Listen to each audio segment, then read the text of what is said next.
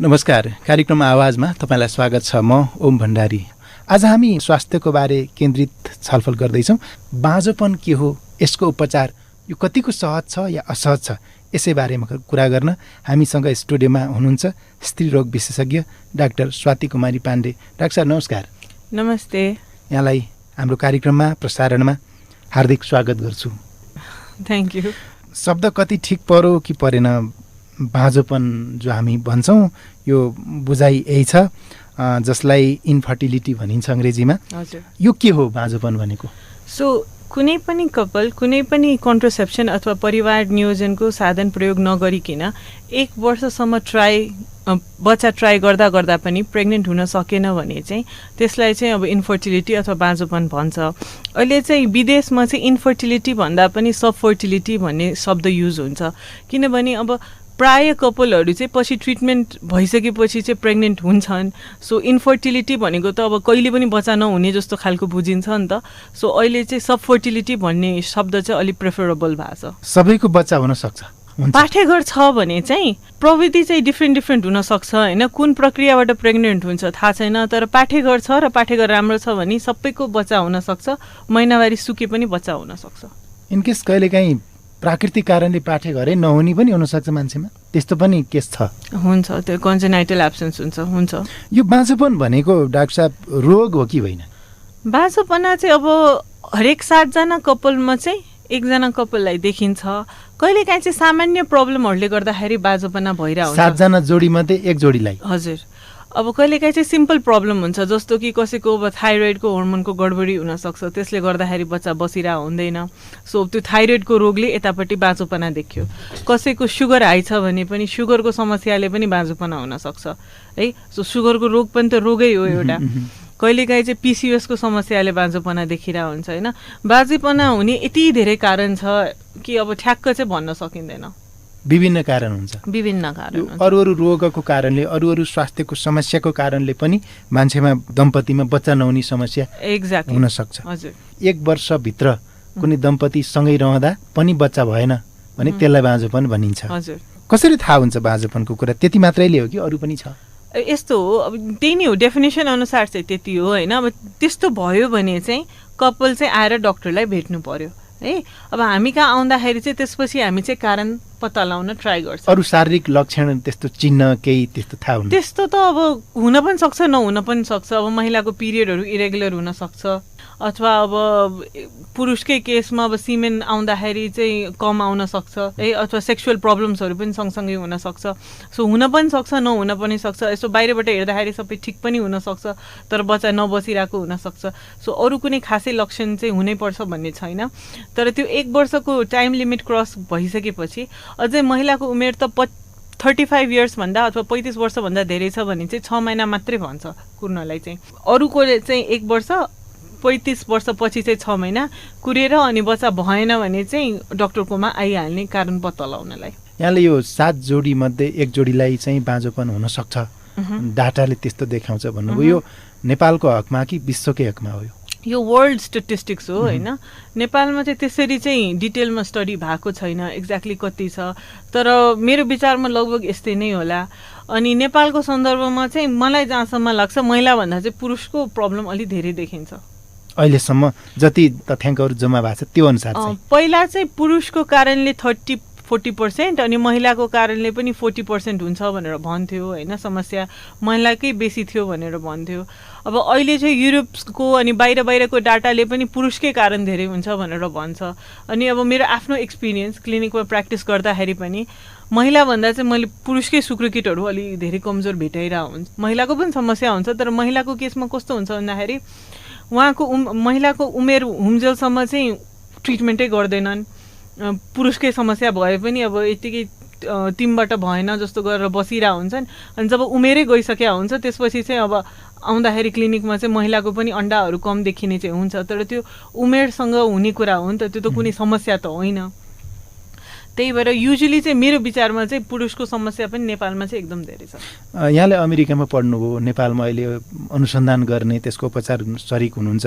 विकसित देश, अल्पविकसित देश अथवा शिक्षित समाज, अशिक्षित समाज, भूगोल, हावापानीले चाहिँ बाँझोपनको समस्या कम बेसी हुने चाहिँ हुन सक्छ कि नहोला? अब यस्तो हो, बाहिरतिर चाहिँ अमेरिकातिर हुँदाखेरि चाहिँ एउटा बाँझोपनाको प्रब्लम भनेको अब रेडिएसन एक्सपोजरहरू पनि हुन्थ्यो, जुन चाहिँ आई डोन्ट थिङ्क नेपालमा चाहिँ ठुलो प्रब्लम छ। तर अब नेपालको केसमा चाहिँ अनि जङ्क फुडहरूको प्रयोग पनि विदेशतिर अलि धेरै हुने अथवा मेकअपहरूमा पनि धेरै केमिकलहरूको युज हुने। तर नेपालको सन्दर्भमा चाहिँ बाँझोपनाको ठुलो कारण भनेको यहाँको एल्कोहल सेवन अनि चुरोट खाने बानी चाहिँ अलिकति धेरै हुन्छ होइन, खानपिनमा चाहिँ त्यो प्रब्लम हुन्छ पुरुषहरूमा चाहिँ। हजुर, त्यही नै हो बेसिकली। अनि महिलाहरूको केसमा चाहिँ इन्फेक्सनहरू अलि धेरै कमन हुन्छ, किनभने जुन बेला फोहोर पानीहरू जान्छ, तल्लो पेट दुख्छ, महिलाहरू चाहिँ क्लिनिकहरू चाहिँ आइपुग्दैनन्, अनि बेलामा चाहिँ जचाउन आउँदैन, जबसम्म समस्या चाहिँ एकदम धेरै फैलिँदैन अनि पछि गएर बाँझोपना नै देखिँदैन। अघि डाक्टर सरले भन्नुभयो थाइरोइडको समस्या अथवा अरू विभिन्न रोगसँगै खानपानले पनि प्रभाव पार्ने रहेछ। खानपानले त धेरै फरक पार्छ नि। अब एउटा पोलिसिस्टिक ओभेरियन सिन्ड्रोम भन्ने हुन्छ, जसमा चाहिँ महिलाहरूको इरेगुलर पिरियड्स हुन्छ, कहिले 3 महिना कहिले 1.5 महिना होइन। त यो पिसिओएस हुने चाहिँ एउटा जेनेटिक कारणले पनि हुन्छ, अर्को चाहिँ अब धेरै जङ्क फुडहरूको सेवन गर्यो, जे कुराले चाहिँ इन्सुलिन हर्मोन बढाउने भयो जिउमा होइन, त्यस्तो कुराहरूले खानपिनहरूले नै तपाईँको पिसिओएसहरू पनि गराउन सक्छ, जुन चाहिँ बाँझोपनाको एउटा ठुलो कारण हो। यो समस्याप्रति सायदै प्रत्यक्ष अप्रत्यक्ष धेरै जसो हामी नेपालीहरू छौँ। हाम्रै वरपर हाम्रै टोल समाजमा त्यो कारणले सिर्जित समस्या हामीले देखेका छौँ। र अझ भन्ने हो भने बाँझोपना चाहिँ शारीरिक कारण अथवा अरू कारणले नभइकन यो चाहिँ मान्छेको भाग्यको कारणले भयो भनेर महिलालाई दोष दिने, त्यो कारणले महिला हिंसाको दरमा त्यसले पनि अलिकति बढाएको छ। त्यही कारणले बहुविवाह हुने र कुन महिलालाई इच्छा हुँदैन कि आफ्नो शरीरबाट बच्चा नहोस्, त्यो होस् भन्ने सबैलाई हुन्छ, तर त्यो नहुँदा उनलाई नै हरेक आरोप आइरहेको हुने, उनकै कारणले भएन भन्ने, त्यसै कारणले अर्को बुहारी ल्याउनुपर्छ भन्ने घरमा सोच हुने। यो बाँझोपन के महिलामा बढी हुने हो र अघि त यहाँले पुरुषमा बढी भन्नुभयो? महिलामा पनि हुन्छ, पुरुषमा पनि हुन्छ। मलाई एउटा अनुभव भएको कि चाहिँ अहिलेको टाइममा चाहिँ पुरुषमा अलिकति धेरै भइरहेछ, अनि वर्ल्डको डाटा पनि त्यस्तै त्यस्तै आयो होइन। पहिला चाहिँ पुरुषमा अलिक कम, महिलामा धेरै भन्थ्यो बाहिरतिर पनि, तर अहिले चाहिँ पुरुषमा हुने 50% कज चाहिँ पुरुषले हुन्छ भनेर भनिन्छ। तपाईँले भनेको कुराहरू सबै ठिक हो। मलाई चाहिँ यो इन्फर्टिलिटी प्र्याक्टिसको त्यही भएर झन् नेपालमा चाहिँ विकास हुनुपर्छ र यसको बारेमा चाहिँ जानकारी धेरैतिर फैलिनुपर्छ जस्तो लाग्छ। किनभने अब त्यो हो, अब पुरुषको समस्या होस् कि महिलाको समस्या होस्, अब पेट्रियार्कल सोसाइटी छ हाम्रो, महिलाहरूलाई नै धेरै जसो दोष दिन्छ, अनि त्यसपछि फेरि भएन भने चाहिँ अर्को विवाह गर्ने त्यस्तो चलनहरू पनि छ। अनि अब अहिलेको टाइममा चाहिँ हामीले प्र्याक्टिस गर्दाखेरि अनि अब इन्फर्टिलिटीको ट्रिटमेन्ट भएर रिजल्ट आउँदाखेरि चाहिँ कतिजना महिलाहरूले हामीलाई भनेको पनि छन् कि हाम्रो घरमा त अर्को वाइफ ल्याउनु हुन्थ्यो होला, थ्याङ्क यू डक्टर साहब, तपाईँले गर्दाखेरि यस्तो भयो। सो इन अ वे त हाम्रो सोसाइटी नै अपलिफ्ट भइरहेछ यो ट्रिटमेन्ट अभाइलेबल भएर। एउटा सामाजिक समस्या पनि भएको छ होइन, यसले गर्दा समाजलाई नै प्रभाव पार्ने, कति मान्छेको ज्यानै जानीसम्मको यहाँले भने चाहिँ उपचार गर्न आएपछि यहाँहरूले भेटेपछि बच्चा भइसकेपछि त्यस्तो खालको धन्यवाद पनि आएको छ। त्यो नभए भए श्रीमानले अर्को ल्याउन सक्थ्यो, घरमा अर्को बुहारी पनि भित्रिन सक्थ्यो, महिला हिंसा हुन सक्थ्यो, त्यो चाहिँ रोकिएको छ। बल्कि यो समस्या नहुने, समाधान नहुने समस्या त हुँदै होइन, समाधान त हुन्छ। कस्तो छ उपचार, यसको समाधान कतिको चाहिँ नि सहज सजिलो छ? यहाँ त दिनौँ सयौँ बिरामी हेरिरहनु भएको छ। हजुर, अब यस्तो हो, कारण अनुसार उपचार हुन्छ। अब कसैको थाइरोइडकै समस्या छ भने चाहिँ एउटा थाइरोइडको औषधि सुरु गर्दैमा चाहिँ बाँझोपना ठिक हुन्छ है। सो के कारणले भइरहेछ, पुरुषको कारणले भइरहेको हुन्छ कि महिलाको कारण भइरहेको हुन्छ, त्यसमै भर पर्छ। हुनेसम्म हामी औषधिले नै प्रेग्नेन्सी गराउँछौँ, औषधिले भएन भने मात्रै हामी अरू प्रक्रियाहरूमा जान्छौँ। अब अहिले चाहिँ नेपाल जस्तो ठाउँमा पनि माथिल्लो लेभलको ट्रिटमेन्ट आइभीएफ अथवा टेस्ट ट्युब बेबी पनि अभाइलेबल छ, जुन चाहिँ विदेशमा हुने भन्दा केही कम छैन, र विदेशको कन्टेक्स्टमा हेऱ्यो भने चाहिँ हाम्रोमा सस्तो पनि। सो अहिले त्यहाँसम्म पनि अभाइलेबिलिटी छ कि लास्टमा अरू कुनै विकल्प काम लागेन भने चाहिँ टेस्ट ट्युब बेबी गरेर पनि आफ्नै बच्चा गर्न सकिन्छ। अब नेपालको कन्टेक्स्टमा चाहिँ एउटा मिसकन्सेप्सन के छ कि टेस्ट ट्युब बेबी भनेको आफ्नो बच्चै होइन, त्यो त अर्कै बच्चा हो जस्तो खालको सेन्स हुने, तर त्यो खासमा चाहिँ होइन। टेस्ट ट्युब बेबी भनेको आफ्नै बच्चा हो, महिलाको आफ्नै अन्डा हुन्छ, पुरुषको आफ्नै सुक्रुकिट हुन्छ, आफ्नै जिन्सले बनेको बच्चा हो, जुन हामी पाठेघरभित्र राख्छौँ। अनुहार पनि मदर र फादर जस्तै हुन्छ, आफ्नो आमा र फादर जस्तै हुन्छ। अनि बेसिकली अर्काको बच्चा नहोस्, अडप्सनमा जान नपरोस् होइन, डोनेसनमा सकेसम्म गर्न नपरोस् भनेर नै हो हामीले टेस्ट ट्युब बेबी गर्ने। भनेको यो बारेमा अझै प्रभावकारी शिक्षा चेतना चाहिँ हामी कहाँ छैन। छैन। पेसेन्टहरू चाहिँ अब अहिले त अलिकति काठमाडौँतिर धेरै आउन थालेका छन्। नभए त पहिला जब मैले नै आफ्नो प्र्याक्टिस सुरु गरिरहेको थिएँ, एकचोटि त इन्डिया गएर आएर भ्याएकै हुन्थ्यो धेरै जसो पेसेन्टहरूले, अथवा धामी झाँक्रीकोमा गएकै हुन्थ्यो, कति वर्ष त त्यसमै वेस्ट हुन्थ्यो। अझै पनि मान्छे जस्तो तपाईँहरू डाक्टर साहबसँग जान पनि लुकेर जाने, थाहा नभई जाने, मान्छेले त्यहाँ गएर उपचार गरिरहेछ भन्ने पो थाहा पाउने हो कि मेरो बाँझोपना पत्ता हुने हो कि मान्छेलाई भन्ने खालको त्रास छ है। मान्छेको दृष्टिकोण चाहिँ हेरेको छ हो, त्यो त अरूले हेर्ने। हजुर, त्यो त एकदम ठुलो प्रब्लम छ। अब त्यही कारण यहाँले भन्नुभयो नि इन्डिया गएर आएको अथवा आफ्नो घर छेउको भन्दा टाढा जाने, भरसक आफन्त छरछिमेकीले थाहा नपाओस् भन्ने होइन। कतिजनालाई चाहिँ नेपालमै सम्भव छ भनेर नै थाहा छैन, किनभने कतिजना पेसेन्ट चाहिँ अब इन्डिया जाँदाखेरि चाहिँ भाषा नबुझ्ने, बस्न गाह्रो हुने, खर्च झन् धेरै हुने, त्यो अर्काको देशमा गएर भनेर त्यस्तो भन्छन् होइन। तर यहाँ आएपछि चाहिँ त्यो भाषाको समस्या नबुझ्ने भन्ने हुँदैन, आफ्नो प्रक्रिया के भइरहेछ नबुझ्ने भन्ने हुँदैन। सो यहाँ चाहिँ अलिक सहज पाउनुहुन्छ। तर त्यो जुन तपाईँले भन्नुभयो नि अरूलाई थाहा नहोस् भनेर, त्यो चाहिँ फिलिङ एकदम धेरै छ नेपालको केसमा कि यो चाहिँ के इम्ब्यारेसिङ कुरा हो, यसलाई चाहिँ हामीले लुकाउनु पर्छ भनेर।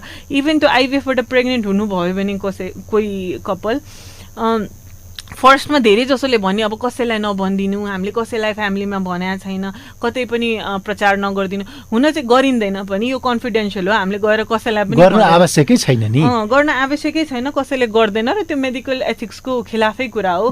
अनलेस पेसेन्टले पर्मिसन दिएन भने चाहिँ हामीले उहाँहरूको चाहिँ बारेमा चाहिँ भन्दैनौँ अरूलाई चाहिँ। तर पनि त्यो पेसेन्टको कन्सर्न पनि एकदम धेरै हुने यही बारेमा। आवश्यक त यही छ कि बाँझोपनको उपचार हुन्छ, सबै दम्पतिबाट बच्चा सम्भव छ, त्यसको लागि चाहिँ केही वैज्ञानिक प्रविधि अपनाउनु पर्छ भन्ने चाहिँ भन्न आवश्यक छ।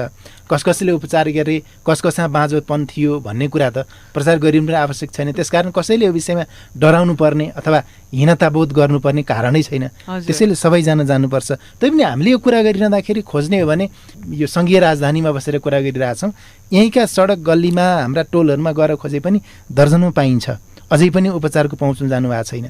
प्रविधिको हिसाबले, मेसिनरीको हिसाबले हामी कतिको पहुँचमा छौँ नेपाल? अब यसो भन्दै गर्दा हाम्रा सरकारी अस्पतालहरूमा त सायदै यो प्रविधि कमै होला, निजी स्वास्थ्य संस्थाहरूले कतिको भित्राउन सकेका छन्? अब विदेशमा हुनुभन्दा चाहिँ केही कम छैन हाम्रो प्राइभेट क्लिनिकमा। म अहिले चाहिँ हालसालै वात्सल्य आइभिएफ सेन्टरमा कार्यरत छु, जुन चाहिँ नक्सालमा छ। सो हाम्रो चाहिँ ट्रिटमेन्ट चाहिँ विदेशभन्दा पनि केही कम छैन, उत्तिकै लेभलको हो। अब इक्सीसम्म पनि हामी गरि नै रहन्छौँ। अहिले एउटा मात्रै हामीले गर्न नसक्ने भनेको चाहिँ ओभरीकै क्रायो प्रिजर्भेसन हो, जुन चाहिँ अहिले भर्खरै सुरु भएको छ विदेशमा पनि। तर त्यो पनि अब सिकेर चाहिँ हामी त्यो पनि गर्नतिर लाग्दैछौँ। सो प्रविधिमा चाहिँ केही कमी छैन नेपालमा चाहिँ विदेशभन्दा चाहिँ। आएका प्रविधिहरू नेपालमा आइसकेको छ, त्यस सम्बन्धी विशेषज्ञहरू हुनुहुन्छ, हामी बलियो छौँ। हजुर हजुर। अब तपाईँले भनेको चाहिँ सरकारी हस्पिटलहरूमा चाहिँ आइसकेको छैन, अब त्यो त हो। इभन विदेशमा पनि इन्फर्टिलिटी ट्रिटमेन्टलाई चाहिँ कुनै रोगको तरिकाले चाहिँ लिँदैन, हाम्रोमा पनि लिँदैन। यो भनेको अब लग्जरी ट्रिटमेन्ट जस्तै गरेर लिन्छ, जुन किनभने बच्चै नभएर पनि मान्छेलाई के नै भएको छ र, अब त्यो दुःख लाग्ने त्यो सोसाइटल प्रब्लम त छँदैछ, तर ज्यानलाई त केही रिस्क छैन। सो त्यही भएर चाहिँ अब यो धेरै जसो चाहिँ अलि अफोर्ड गर्न सक्ने मान्छेले नै गर्छन्। त्यो यहाँ मात्रै होइन, त्यो विश्वभरि नै अहिलेसम्म त्यस्तै नै छ। आर्थिक रूपमा यो अलिकति महँगै छ अरू हेरिकन होइन। औषधिहरू अनि त्यस्तो कुराहरू त खासै महँगो छैन। टेस्ट ट्युब बेबी चाहिँ बरु अलिकति महँगो चाहिँ हुन्छ होला, तर अरू सामान्य ट्रिटमेन्टहरू त केही महँगो छैन। त्यो त डाक्टर साहबले अघि भन्नुभयो यो चाहिँ लास्ट अप्सन हो भनेको।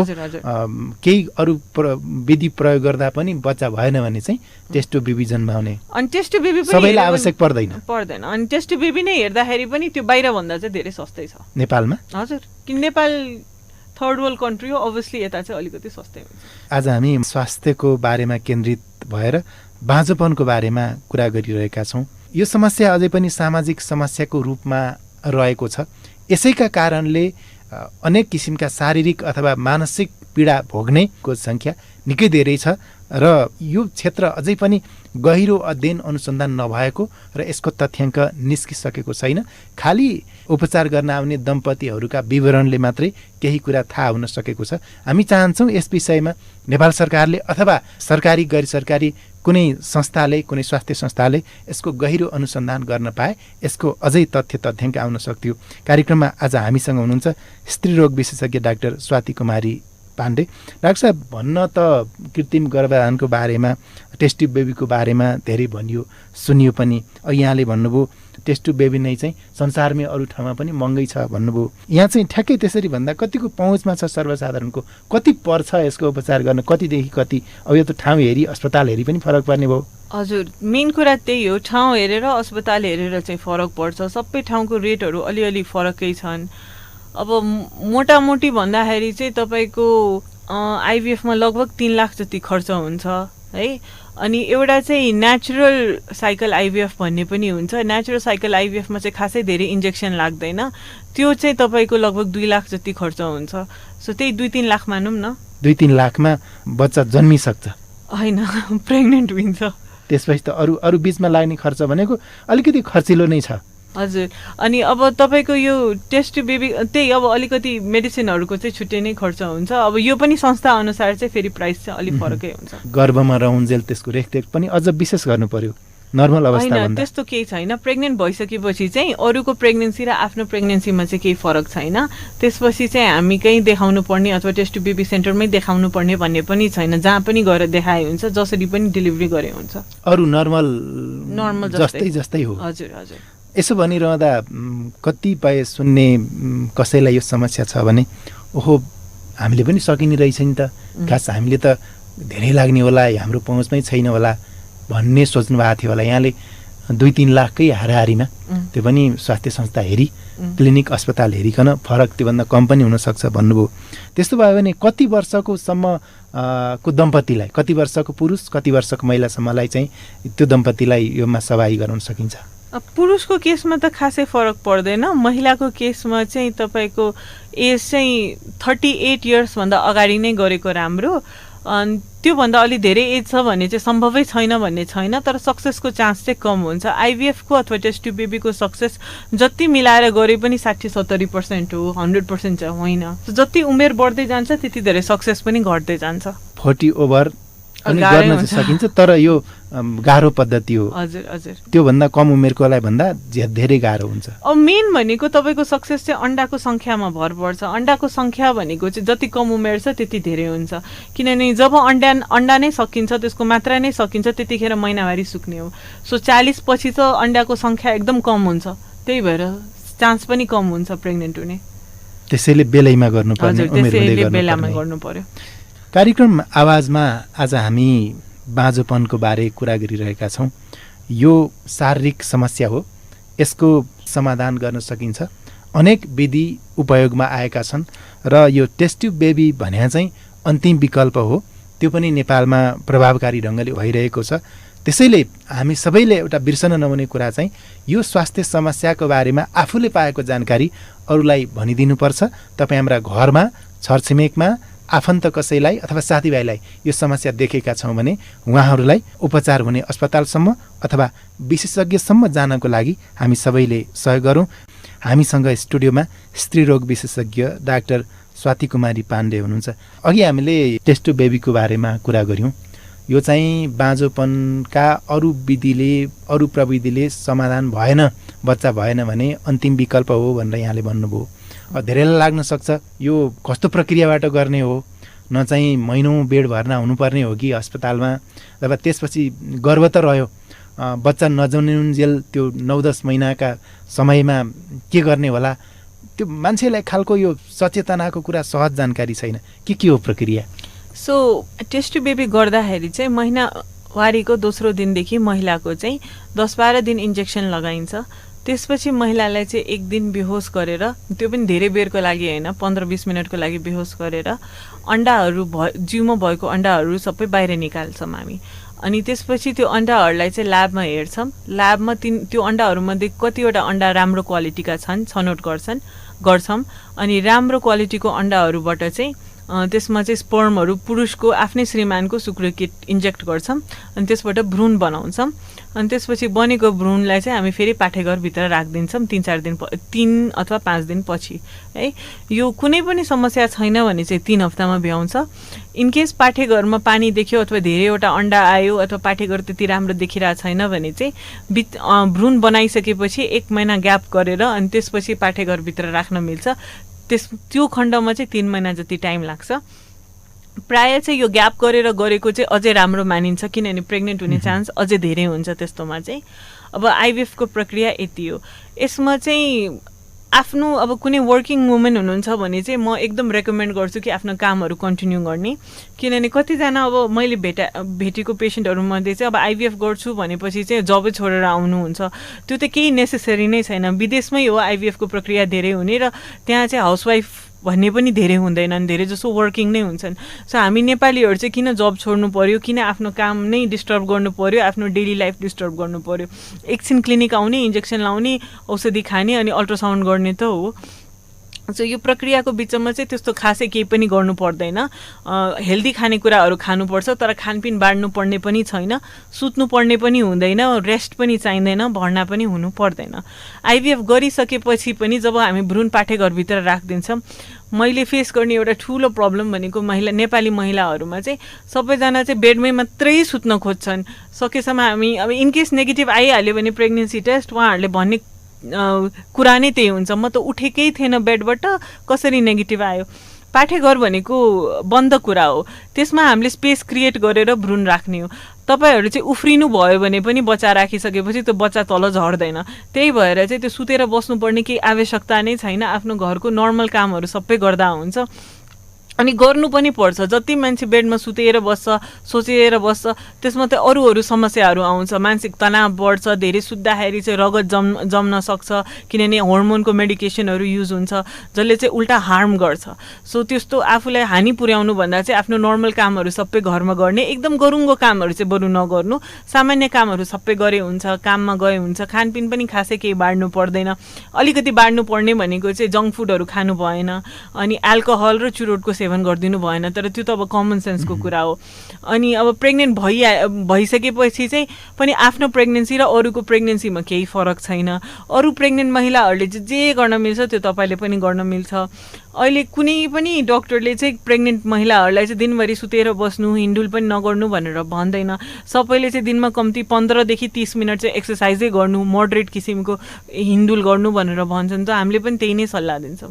गर्भधारण भइसकेपछि चाहिँ नर्मल र यो प्रक्रियाको महिलामा कुनै फरक हुँदैन, केही पनि फरक छैन। यसलाई फरक गर्नुपर्ने कारणै छैन। अनि त्यो आइभिएफ सेन्टरमै जचाइराख्नुपर्छ भन्ने पनि छैन। मानौँ हजुर पोखराबाट आउनु भयो होइन, हजुर प्रेग्नेन्ट भइसकेपछि त्यसपछि पोखरामै जचाउनु, तपाईँ काठमाडौँ बसिराख्नुपर्छ, 9 महिना नै यहाँ बास खोज्नुपर्छ भन्ने केही पनि छैन।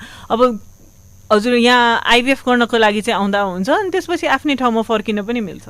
व्यवहारिक कुरा यहाँले बताउदिनु भयो कि मान्छेलाई के डर छ भने गरिरहेको कामै छोड्नुपर्ने होला, जागिर छ भने जागिर छोड्नुपर्ने, घरमै गर्ने काम छ भने मैले केही पनि गर्न नहुने होला, त्यत्रो 1 वर्षसम्म घरको काम कसले गरिदिने, अथवा चाहिँ काठमाडौँमा मात्रै होला, त्यहाँ गएर गरिसकेपछि म घरै फर्किनु नपर्ने, पोखराको भए काठमाडौँ बस्नुपर्ने, चितवनको भए नि काठमाडौँ बस्नुपर्ने। यो सारा डरले पनि मान्छे उपचार गर्न आउनलाई अप्ठ्यारो थियो। यो चाहिँ मान्नु पर्दैन, सहज पर्दैन। हजुर हजुर एउटा मलाई सोध्न मन लागेको छ हजुरलाई, यसले एउटा मानसिक तनाव दिएको छ, पीडा दिएको छ। हजुर जस्तो पुरुषलाई भन्दा महिलालाई बढी पीडा छ, उनले नै बढी यो खालको मानसिक पीडा सहनु परेको छ, र त्यो कारणले त हामीले कल्पना नगरेका अकल्पनीय क्षति पनि भएका छन्। कतिपय अवस्थामा महिलाले आत्महत्या नै गर्नु परेका। यस्तो तनावलाई चाहिँ कसरी घटाउने, बाँझोपनका कारणले भएका तनावलाई? हजुर मैले पनि यो कुरा चाहिँ एकदम धेरै फिल गरेको छु। अब पुरुषलाई पनि तनाव नहुने चाहिँ छैन, हरेक पुरुषले चाहिँ अर्को वाइफ ल्याउँछु भनेर पनि सोच्दैनन् होइन, सबैजना चाहिँ त्यस्तो हुँदैन। अब कतिजना चाहिँ इन्फर्टिलिटी ट्रिटमेन्ट नै अलिकति फ्रस्ट्रेटिङ कुरा नै हो, किनभने कुनै कपालको लागि चाहिँ सजिलै हुन्छ, 1-2 चोटिमै प्रेग्नेन्ट हुन्छन्। कतिपय कपालहरू कुनै भनौँ न थोरै एउटा ग्रुप अफ पेसेन्टहरू हुन्छन् जुन चाहिँ आइभिएफ गरेर पनि एकैचोटिमा सक्सेस हुन्न। सो कसैलाई चाहिँ 4-5 चोटिसम्म पनि आइभिएफ गरेर अनि बल्ल सक्सेस भएको छ। सो त्यो 4-5 चोटिसम्म पुग्नलाई त कति मानसिक तनाव भएको होला। सो यो पुरुषको लागि पनि गाह्रो छ, महिलाको पनि लागि गाह्रो छ। तर अब नेपालको सोसाइटी नै त्यस्तो हो कि महिलालाई चाहिँ अलिकति धेरै गाह्रो हुन्छ, किनभने अब डर हुन्छ अब अर्को बिहा गरिदिने हो कि। अनि हामीले आफ्नै आँखाले पनि देखाएको छौँ कि इनकेस आइभिएफ फेल भयो भने चाहिँ हस्बेन्डहरूले छोडिदिने, अनि त्यसपछि अर्को विवाह गरिदिने, अनि महिलाहरू चाहिँ त्यसपछि हाम्रो अगाडि आएर रुने, मेरो त अब आइभिएफ पनि भएन, अब त बुढाले पनि छोडिदिनु भयो। सो त्यो सबै प्रब्लमहरू छ। अनि मेन्टल हेल्थ चाहिँ नेपालको कन्टेक्स्टमा चाहिँ ओभरअल नै खासै एड्रेस हुँदैन जस्तो लाग्छ मलाई चाहिँ। मेन्टल हेल्थ पनि फिजिकल हेल्थ जस्तै इम्पोर्टेन्ट छ, मानसिक हेल्थ पनि मान्छेको राम्रो छैन भने चाहिँ स्ट्रेसले गर्दाखेरि पनि फर्टिलिटी चाहिँ डिक्लाइन नै हुन्छ अनि अरू प्रब्लम पनि आउँछ, मुटुको रोग आउँछ, डिप्रेसन हुन्छ, धेरै समस्याहरू हुन्छ। सो जुन पनि इन्फर्टिलिटी क्लिनिकमा मेरो विचारमा चाहिँ अलिकति काउन्सलिङ चाहिँ हुनुपर्छ, लाइक अलिकति कसरी हेल्प गर्ने भनेर हामी पनि वात्सल्यमा ट्राई गर्दैछौँ काउन्सलिङ गर्न कपल्सहरूलाई चाहिँ। अब जति इफ डिप्रेसन भयो अथवा अब एकदम तनाव भयो भने चाहिँ, तर अब काउन्सलिङको पनि एक लिमिटसम्म रोल हुन्छ।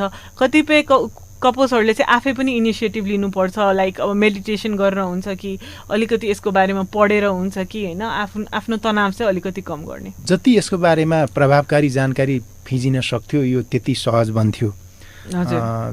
हामीले यसरी गरे जस्ता संवादहरू बारम्बार दोहोरिरहिदिए, रेडियो टेलिभिजनमा यसका सूचना बज्दिए, पत्र पत्रिकाले छापिदिए, अन्त पनि हाम्रा घर घरमा पनि यसको छलफल भइदिए। सहज र प्रभावकारी प्रचार प्रसारको लागि के गर्नुपर्छ, कस्ता खाले कार्यक्रम चाहिन्छ? अब बिस्तारै त भइ पनि रहेछ होइन। अब अहिले एउटा तर तुलनात्मक रूपमा कम भयो जस्तो लाग्छ मलाई चाहिँ। हजुर त्यो त कमै छ। मेन भनेको चाहिँ काठमाडौँमा चाहिँ यसको बारेमा नलेज छ। काठमाडौँ बाहिर कति ठाउँ छ नि त नेपालमा, त्यसमा चाहिँ अब इन्फर्मेसन पुर्याउन सकेको भए कतिजनाको त बच्चै नभइकन जिन्दगी बित्छ। पैसै नहुने पनि होइन, फेरि बाहिर मान्छे पैसा त हुन्छ तर अब त्यो थाहा नभएर फेरि सबैलाई टेस्ट टु बेबीसम्म जानु नि पर्दैन। सामान्य खर्च टेस्ट टु बेबीको अघि यहाँले 2-3 लाखको कुरा गर्नुभयो त, सामान्य किसिमले हुने भए त साधारण खर्चले नि हुन्थ्यो होला। हजुर। अनि अब बाहिरतिर चाहिँ इन्फर्टिलिटीको स्पेसलिस्टहरू नहुने, स्पेसलिस्टहरू चाहिँ धेरै जसो काठमाडौँमा मेन सिटिजहरूमा हुने होइन, बाहिरतिर चाहिँ अब स्पेसलिस्टहरू चाहिँ भेटाउन गाह्रो हुन्छ। सो त्यो नलेजहरू पनि नभएर अनि अब त्यो त अब देशकै अलिकति प्रब्लम छ। धेरै जसो डक्टर्सहरू चाहिँ सिटिजहरूमा कन्सन्ट्रेटेड छन्, हेल्थ सुविधाहरू पनि धेरै जसो सिटिजहरूमै कन्सन्ट्रेटेड छ। अलिकति बाहिर चाहिँ फैलाउन सकेको भयो भने चाहिँ बेटर हुन्थ्यो। अनि एउटा प्रचार प्रसार हुने भनेको पेसेन्टहरूबाटै हो, त्यो चाहिँ हामीले आफै फिल गरेको। हाम्रो एकजना पेसेन्ट प्रेग्नेन्ट हुनुहुन्छ भने चाहिँ उहाँले भनेर 4-5 जना आउँछन्, उहाँ जुन एरियाको हुनुहुन्छ त्यहाँ 3-4 जनालाई बोकेर नै आउनुहुन्छ नेक्स्ट टाइमको लागि। सो त्यो त भइरहेको छ। तर अब नेपालको कन्टेक्स्टमा चाहिँ अब रेडियोबाट हुन्छ कि टिभीबाट हुन्छ कि होइन, अब के इनिसिएटिभ लिएर हुन्छ, अलिकति दुर्गमसम्म पनि यो नलेज पुर्याउन सकेको भयो भने चाहिँ राम्रो हुन्थ्यो। अथवा राज्यले यसको चाहिँ नेतृत्व गर्नुपर्ने होला, त्यहाँदेखि अझ हाम्रो पाठ्यक्रममै यसलाई समावेश गरेर स्कुल लेभलबाटै पढाइ गर्न पाए सिङ्गो जनशक्ति योबाट जानकार हुने थियो। त्यस्ता अलि ठुला खालका कदम चाल्न पाए चाहिँ हुने रहेछ। तर अहिले यहाँले भन्नुभयो नि यसको तथ्याङ्क के छ अझै थाहा छैन।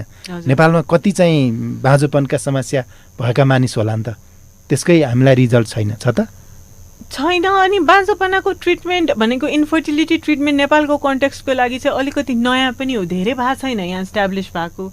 टेस्ट टु बेबीहरू पनि सुरु भएको, एक त विश्वमै 45 इयर्स भएको छ। फर्स्ट टेस्ट टु बेबीको उमेर अहिले 45 इयर्स भनेपछि त्यो त धेरै छैन। सो विश्वमै यो नयाँ प्रक्रिया हो, नेपालको कन्टेक्स्टमा त झनै नयाँ प्रक्रिया। आएकाहरूमध्ये तपाईँ जहाँ जुन स्वास्थ्य संस्थामा हुनुहुन्छ त्यहाँ आएकाहरूमध्ये टेस्ट टु बेबी गराउने कतिको सक्सेस भएको छ? 60-70% छ सक्सेस। इच्छितहरूमध्ये हजुर भनेको आधाभन्दा बढी सफल छ। हजुर छ, सफलता राम्रै छ होइन। राम्रो सेन्टरमा आइभीएफको सक्सेस राम्रो छ। नेपालमा चाहिँ कुरा गर्दा अन्त प्रविधिको कुरा हुन्छ होइन, नेपालमा कुरा गर्दा पैसाको कुरा हुन्छ होइन। अहिले हामीले लाखका कुरा गऱ्यौँ, अझै हामी नेपाली धेरै जसो 100मा 1000मा खेल्ने नेपाली होइन, लाख भने धेरै जस्तो लाग्छ। यसलाई अलिक सर्वसुलभ बनाउन के गर्नुपर्छ?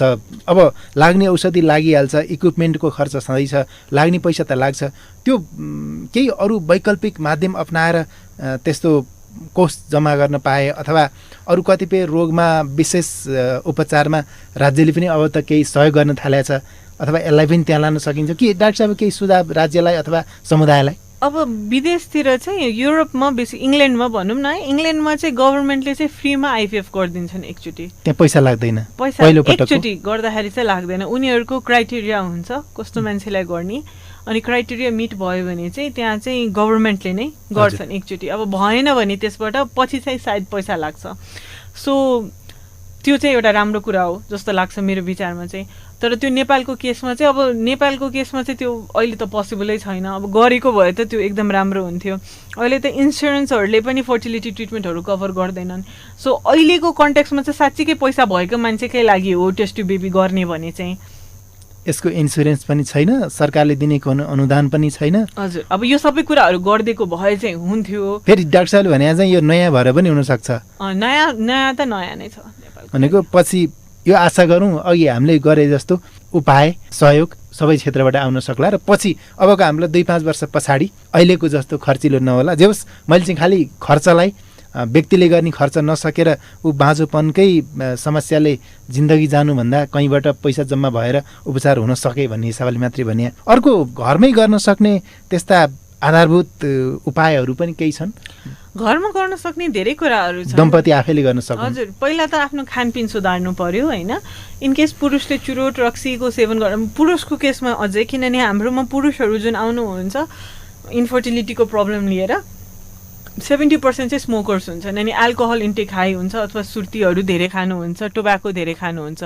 सो यो कुराहरू टोब्याकोको युज, स्मोकिङ, एल्कोहल यति मात्रै छुटाउन सक्यो भने चाहिँ तपाईँको सुक्रुकिटहरू एकदम इम्प्रुभ भएर आउँथ्यो। एउटा कुरा त्यो भयो। जङ्क फुडको सेवन कम गर्ने, हेल्दी खानपिनहरू गर्ने, अनि घाममा बस्ने। भाइटामिन डीको कमी चाहिँ धेरै जसो नेपालीहरूलाई देखिन्छ र भाइटामिन डी कम छ भने चाहिँ फर्टिलिटी पनि कमजोर हुन्छ। सो के अरे घाममा बस्ने, योगा गर्ने, अलिअलि एक्सर्साइजहरू गर्ने, यो कुराहरू चाहिँ सबैले गर्न सक्छन्। अनि पुरुषहरूको केसमा टाइट अन्डरवेयरहरू नलगाउने, मोबाइल फोन पकेटमा नराख्ने, ल्यापटप काखमा नराख्ने, त्यस्तो कुराहरू गर्न सकिन्छ। महिलाको केसमा चाहिँ पेट दुख्यो, पिप जस्तो गयो, तलबाट फोहोर पानीहरू बग्यो भने चाहिँ तुरुन्तै डक्टर कहाँ जाने, त्यस्तो कुराहरू चाहिँ त्यो त एकदम साधारण कुराहरू जुन चाहिँ जसले पनि गर्न सक्छ। हामी डिभाइसहरूमा केन्द्रित छौँ होइन, मोबाइल, कम्प्युटर, ल्यापटप, त्यसदेखि लिएर अझ कतिपय रसायनसँग सम्बन्धित भएका उद्योगहरू पनि छन्, त्यसले पनि प्रभाव पार्दो होइन? हजुर। अन्तमा डाक्टर साहबलाई भेट्न कसरी, कहाँ? सो म वात्सल्य हेल्थ केयर नारायणचोर नक्सालमा अहिले कार्यरत छु। हाम्रो लोकेसनै भन्दा कहाँनिर? यो चाहिँ अब नक्सालमा नारायणचौरमै छ, त्यो पिपल बोर्डको अपोजिटमा, छेउमा चाहिँ नेपाल इन्भेस्टमेन्ट ब्याङ्क र क्लासिक मोमोको पसल छ। यो 24 आवर हो कि? 24 आवर चाहिँ होइन, 8 बजेदेखि 6 बजेसम्म हो। अगाडि अपोइन्टमेन्ट लिनुपर्छ। हाम्रो फेसबुक पेज पनि छ जसमा चाहिँ फोन नम्बर दिएको छ, जसमा चाहिँ कल गरेर अपोइन्टमेन्ट लिन सकिन्छ। हप्ताको 7 दिन? हजुर, शनिबार बाहेक अरू दिन। डाक्टर साहब धेरै कुरा छुट्या छन्, धेरै कुरा सोध्न मन लागेको थियो, जानकारी दिनुपर्ने लिनुपर्ने विषय थिए, समय अभाव भयो। जति भ्यायौँ डाक्टर साहबले महत्त्वपूर्ण कुरा सुनाउनु भयो, यो समय दिनुभयो, जानकारी दिनुभयो। हजुरलाई हाम्रो प्रसारण र रेडियो सुन्ने साथीको तर्फबाट धन्यवाद छ। Thank you. स्त्री रोग विशेषज्ञ डाक्टर स्वाति कुमारी पाण्डेज्यूसँग बाँझोपनको समस्या कसरी समाधान गर्ने, यसका उपचार कस्ता छन् भनी गरिएको यही संवादसँगै आजलाई आवाज कार्यक्रमको समय सकिएको छ। सुनिदिनु हुने तपाईँलाई धेरै धेरै धन्यवाद। फेरि भेटौँला। नमस्कार।